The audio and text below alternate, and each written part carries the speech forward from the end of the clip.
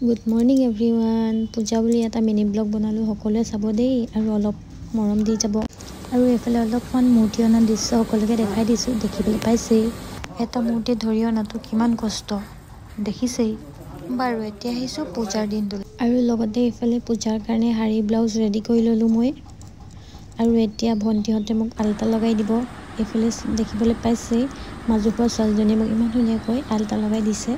এতিয়া যাওঁ মন্দিৰত, যিহেতু খুৰীহঁতৰ ঘৰৰ ওপৰতে মন্দিৰটো আছে, তালৈ ওলাইছোঁ। ভিডিঅ'টি শেষলৈকে চাই থাকিব। এইফালে আমাৰ ডাঙৰ খুৰা ছোৱালী এজনী। আৰু এইফালে দেখিবলৈ পাইছে এই পূজাত অলপমান মানুহ হৈছিলে বাৰু। এইবাৰ সিহঁতি এইটো পূজা মই দুবাৰ পাইছোঁ, যিহেতু বিয়া হোৱা 2 বছৰেই হ'ব হ'ল। ইমান ভালকৈ নাজানো যেতিয়া ডাঙৰ খুৰীয়ে কি কি কৰিব লাগে সকলো নিয়ম নীতি দেখাই দিছে। আৰু এইফালে ভণ্টিহঁতৰ লাজ। আৰু এইফালে আমাৰ অঞ্জলি লোৱাৰ সময়, যিহেতু আমি একো নোখোৱাকৈ আছিলোঁ যেতিয়া অঞ্জলি ল'বলৈ আহিছোঁ।